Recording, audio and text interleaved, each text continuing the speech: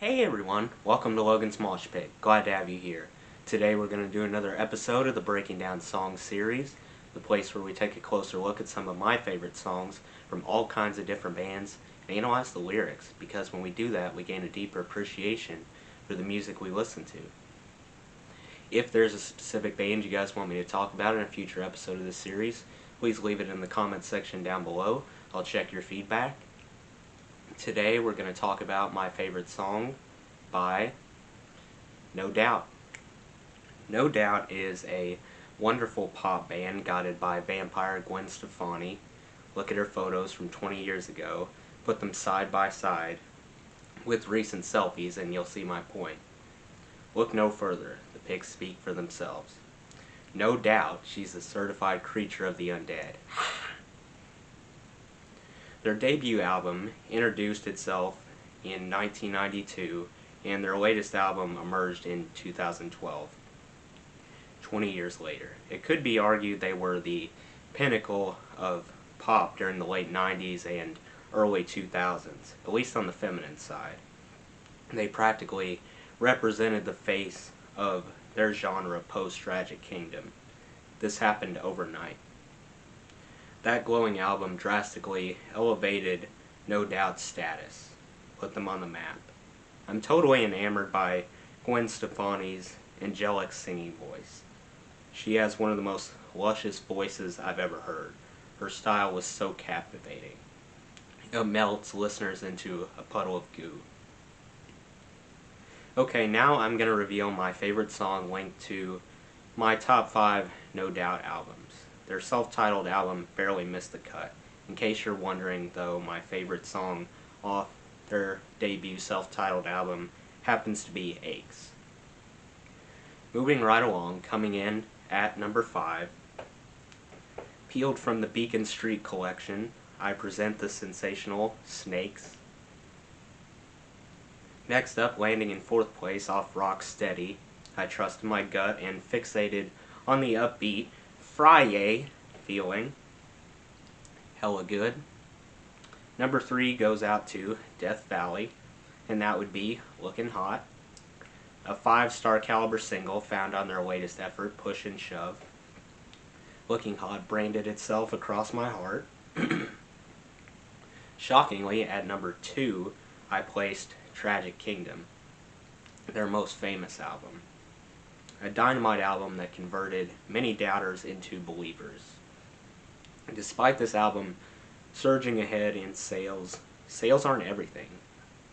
I believe pound for pound the quality of Tragic Kingdom lags a bit behind its successor. Think of it like this: aluminum can Coke versus McDonald's Coke.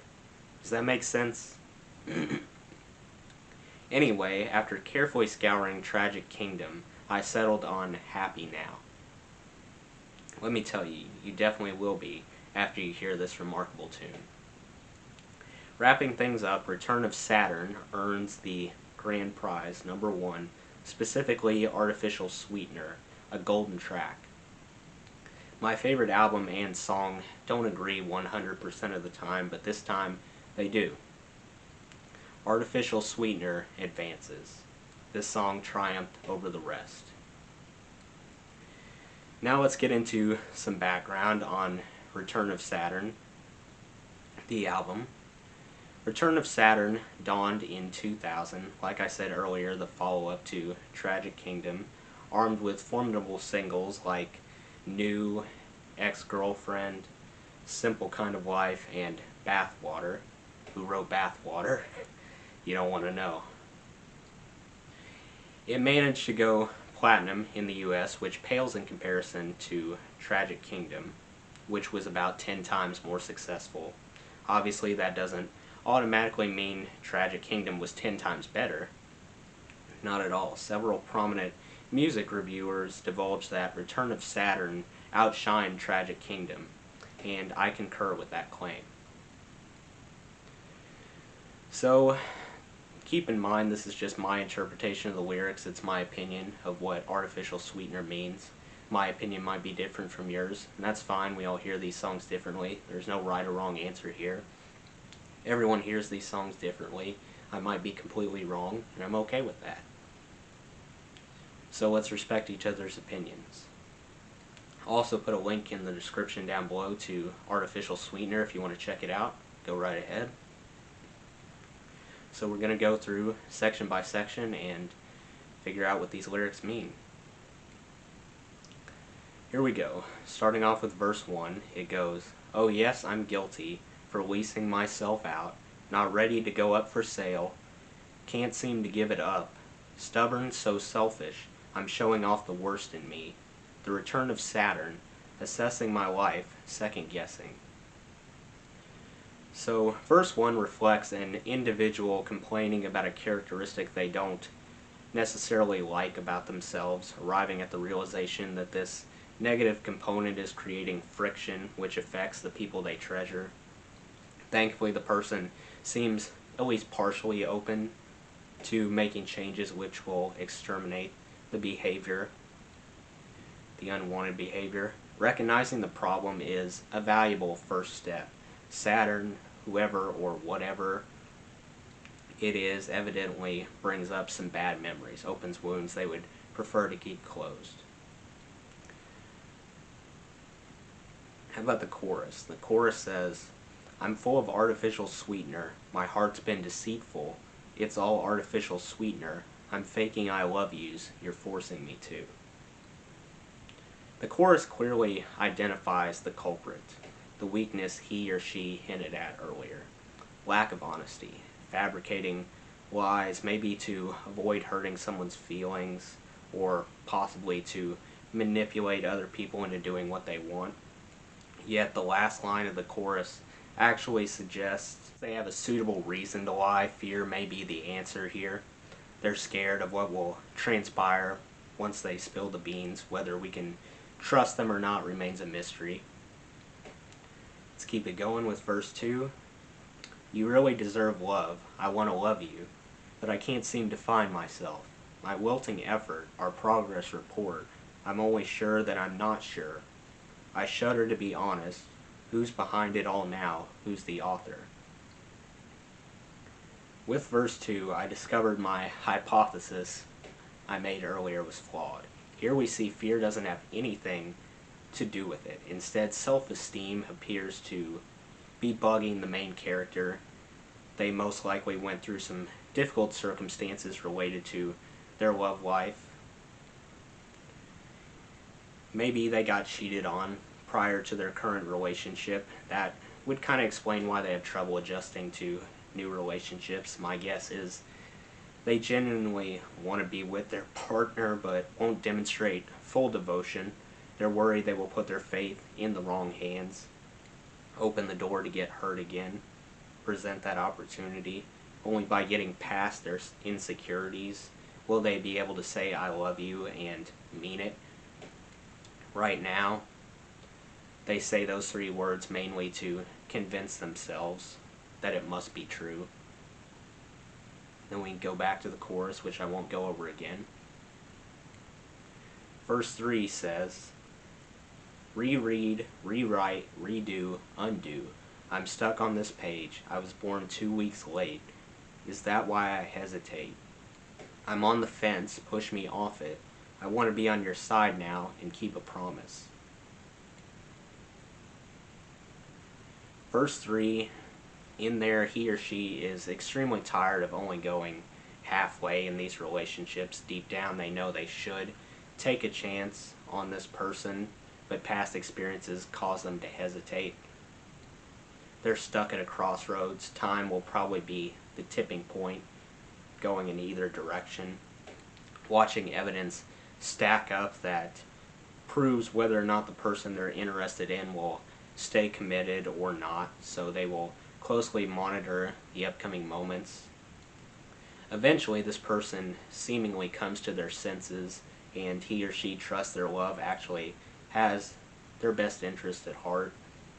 Now they can say, I love you, and mean it, believe it, without question. I almost said, no doubt about it. Almost. Then the chorus closes out Artificial Sweetener. Now that we've sifted through the lyrics, let's discuss the mood for a while. What type of emotions does Artificial Sweetener evoke from you? What vibes does it offer? Artificial Sweetener sounds like hearing a story from a victim's perspective, or like a friend privately confessing to you something awful they experienced. You feel bad for both of them in the song. One person fighting insecurities and the other one obliviously getting strung along, believing in affection that could be fake, for all we know. Overthinking usually blows problems out of proportion. I also sense quite a bit of that coming from the lead role. Gwen does a phenomenal job of channeling all the confusion covering the lyrics, which in turn makes the audience curious, if the conflict will resolve. For the most memorable line I picked, I'm only sure that I'm not sure. I'm a big fan of lines that contradict each other. It's not easy to formulate. I think this was a really clever, intelligent type of observation. It precisely laid out how they felt, condensed all the conflicting thoughts and emotional wars in a simply complex manner. I can't say for sure that I love you until you convince me. I don't want to get my hopes up for nothing. That's what the line wants you to understand. What about a couple themes Artificial Sweetener personified? Now, this sounds cliche, but patience is a virtue. Good things come to those who wait. And the same can be said within this song. After the individual spends a great deal of time contemplating their situation, going over it in their head, they came to a conclusion they felt pretty confident about. This partner wouldn't let her down like the old ones did. Another theme that wasn't explicitly stated but I noticed was how you say certain words are a dead giveaway. You can't trust words at face value. You gotta zone in on tone, inflection, body language, eye contact, etc. They can definitely be a dead giveaway to someone's true intentions, whether they support what they say or not. The last theme I determined was relationships require a lot of sacrifices, like showing a side of yourself you keep hidden from everyone else, trusting them enough to open up, performing actions that initially make you feel uncomfortable. Nevertheless, if a lover proves that they can be trusted, the process will unfold naturally and it'll be easy to get used to. Then both of you will reap the benefits of a healthy relationship built on an honest foundation. Let's transition to strengths and weaknesses. For strengths, well, the structure was impeccable. Each section adds more detail, tying up loose ends. The whole song was arranged well and it flowed in a natural order like a clock. Very coherent and easy to follow. I really like that. The second strength was how personal the lyrics were. I love it when songwriters leave a piece of themselves in each song. They don't try to hide anything. They leave it out in the open. What you see is what you get. That's the way it should be. No doubt strive to do this as often as possible. They were no strangers to that concept. And Artificial Sweetener serves as a perfect example. The final strength that resonated with me was how important the lessons were contained within the song. I heavily admire songs that aren't just catchy jingles. Songs that actually take it a step further, have some depth.